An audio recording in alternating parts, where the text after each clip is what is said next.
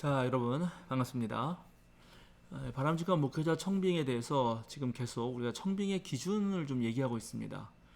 제가 첫 시간에 좋은 목회자 청빙이 아니라 바람직한 목회자 청빙이라고 말씀을 드렸습니다. 바람직하다라는 것은 기본적으로 성서적이어야 된다. 그 다음에 목회자를 모시는 교회가 스스로 자신의 교회 특성을 알고 또 오시는 목회자도 그 목회자가 특별히 더 특화된 부분의 목회를 어디를 더 잘 하시고 또 어디가 좀 약점이 있는지 그런 서로들의 그 장단점을 잘 알아서 그 교회가 필요로 하는 목회자와 또 그 필요를 채워줄 수 있는 그 교회가 필요로 하는 목회자 그리고 또 목회자가 그 교회의 필요를 채워줄 수 있을 때 그래서 서로가 딱 들어맞을 때 좋은 바람직한 목회자 청빙이 성공을 이룰 수 있다라는 말씀을 드렸고 뭐 승계 방식, 추천 방식, 공모 방식 다양하게 있지만 가능하면 목회자 청빙하는 모든 과정에 교인들 전체가 어떤 방식으로든지 참여할 수 있게 민주적인 절차를 이루었으면 좋겠다 하는 말씀을 드렸습니다. 그리고 그런 모든 과정에서 목회자 청빙의 일을 담당해서 하는 청빙위원회와 교회와 목회자가 상호 신뢰와 그 다음에 존중 그리고 책임을 져야 하는 그런 청빙이 이루어진다는 말씀드렸고요.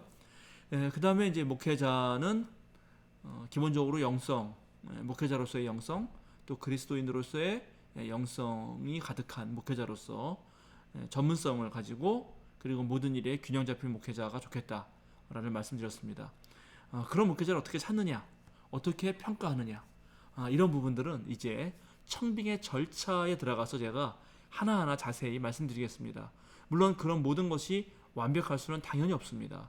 그러나 그런 완벽할 수 없다 하더라도 그런 것을 아예 안 하는 것보다는 하는 것이 그나마 목회자를 모시고 난 이후에 벌어지는 많은 문제들을 최소화할 수 있다라고 여러분들에게 말씀드릴 수 있겠습니다. 오늘은 이제 이 청빙의 기준 마지막 시간으로요. 우리가 바람직한 목회자 청빙이라고 할 때 마지막으로 이 청빙이 성령의 공동체를 이루는 청빙이 되어야 된다라고 그렇게 책에 썼습니다. 성령의 공동체, 바로 이 말이 교회에 대한 또 다른 정의의죠. 교회를 삼위일체적으로 표현하자면은 교회는 하나님의 백성의 모임, 그 다음에 그리스도의 몸, 그리고 성령의 공동체라고 교회론에서 말을 합니다. 성령의 공동체라고 하는 것은 그 공동체의 모든 사역과 모든 조직과 또 모든 그런 활동이 바로 성령의 힘에 의지한다 하는 것입니다. 인간의 생각이라든가 그 다음에 아주 소수만의 생각이 아니라 그 교인들 전부에게 특별히 성령의 도움을 바라보면서 기도하는 교인들 전부에게 함께 하시는 그 성령님의 의지에서 공동체가 이루어진다는 것입니다. 청빙도 그렇게 되어야 된다는 것이죠. 그래서 무엇보다 이 목회자를 모시는 일에 가장 중요한 것은 목회자를 평가하는 게 아닙니다. 이 책을 읽으신 제 동료 목회자들 중에 몇 분이 저한테 이건 너무 이 책이 좀 문제가 많다 이러면서 얘기해 주신 분들이 있었어요. 그거는 마치 이 책이 어떤 목사를 막 평가하고 그 다음에 그 교인들이 함부로 대하기 쉽게 적혀진 것이라고 오해했기 때문인데 원래 이 책을 썼던 그 의도는 그것은 아니었습니다. 물론 이것을 사용하는 어떤 교회에서 충분히 이해하지 못하고 잘못 오용했을 가능성은 있겠지만 목회자 청빙이 바람직하게 되기 위해서 가장 중요한 것은 결국 목회자를 모셔서 뭘 하겠느냐 하는 것이죠. 그거는 바로 성령의 공동체인 교회를 올바로 세워가야 하겠다라는 것입니다. 교회에는 당연히 목회자, 즉 전문 목회자가 필요합니다. 교회에서 목회자 생활비를 받으면서 그 일에만 철저하게 투신하는 사람이 필요해요. 평신도 중심의 교회를 만들 수도 있지만 실제로 해보면 그건 보통 일이 아닙니다. 교인들은 각자의 직장이 있고 그것으로 자신의 생존에 필요한 생계에 필요한 것을 벌기 때문에 우선적으로 그 일에 투신하게 되어 있습니다. 그리고 남은 시간에 교회를 서로 모여서 회의하면서 또 민주적 방식으로 교회를 운영하겠다고 하는 수도 있지만 그것은 실제로 해보면 쉽지가 않다는 것을 알게 됩니다. 그래서 반드시 한 명은 오로지 그 일로, 즉 목회로만 철저하게 자신의 전 삶을 쏟을 수 있는 사람이 필요했던 것이고요. 그것이 이제 보통 단임 목회자가 되었던 것입니다. 즉 사제들이 되었던 것이죠. 그래서 사제가 필요하고 또 그렇다고 그러면 사제 혼자 있을 때 교회가 되는가? 그렇지 않습니다. 물론 카톨릭 같은 경우는 베드로 한 명만 있어도 그게 교회일지 모르죠. 예수님이 열쇠를 베드로에게 맡겼다고 하는 그런 성서적 근거에 의하여 그렇게 말할지도 모르지만 개신교 교회로는 그렇지 않습니다. 개신교의 가장 중요한 교회는 회중이 교회입니다. 회중. 그러니까 목사 혼자서는 도대체 교회가 될 수가 없고요.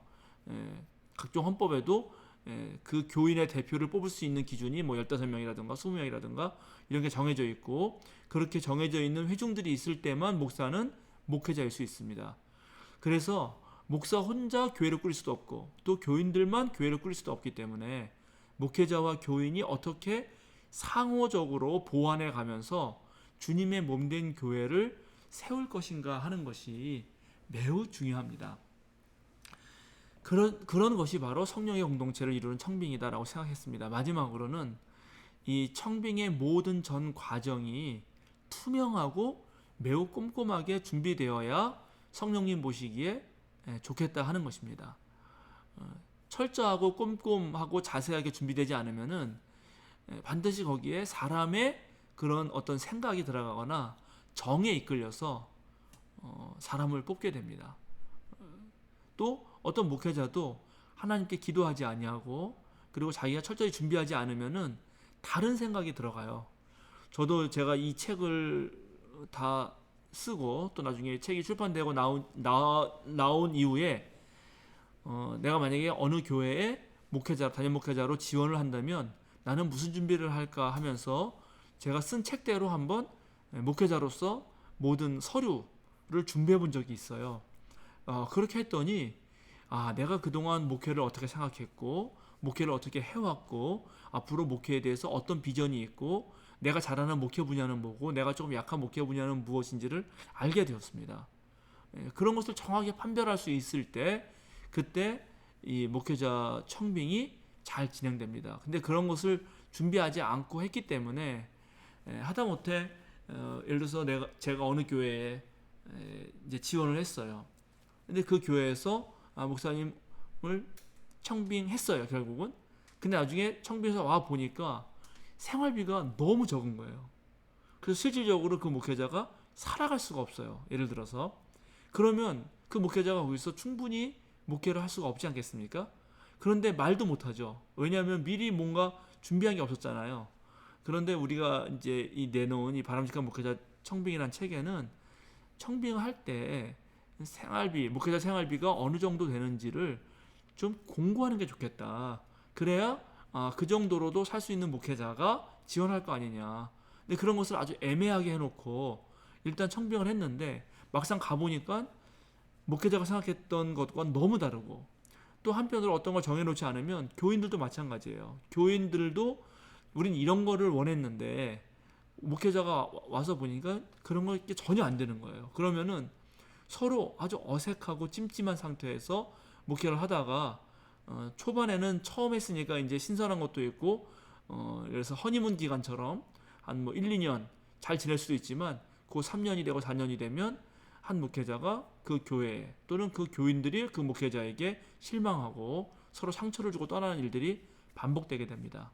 그래서 정말 우리 교회가 원하는 목회자상은 무엇인지, 그리고 그 목회자를 모셨을 때 우리가 어느 정도의 생활비를 감당할 수 있는지, 또 목회를 할 수 있도록 우리 교인들은 어떤 방면에서 지원할 수 있을지를 잘 준비하고 그 절차 하나하나마다 그런 것들에 대하여 우리가 충분하게 준비를 해야 됩니다. 그래서 투명하고 꼼꼼한 절차를 가질 때 성령의 공동체를 이루는 청빙이 될 수 있다.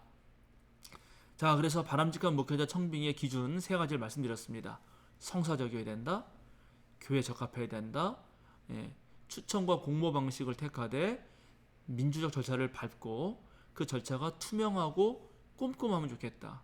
그리고 결국 모든 청빙의 목표는 올바른 교회를 세워나가는 것이다. 그리고 교회 세워나가는 주체는 목회자만도 아니고 교인만도 아니다. 그 둘이 상호 보완해야 된다. 그러나 역시 목회자는 리더이고 그 분야의 전문가이기 때문에 그분의 영성과 전문성 그리고 균형 잡힌 어떤 삶과 시각이 있는지 그런 철학이 있는지를 살필 필요가 있다. 이 정도로 청빙의 기준에 대해서 말씀드렸습니다. 이제 다음 강의부터는 본격적으로 그러면 청빙 절차에 아주 세세하게 들어가도록 하겠습니다. 여러분 들어주셔서 감사합니다.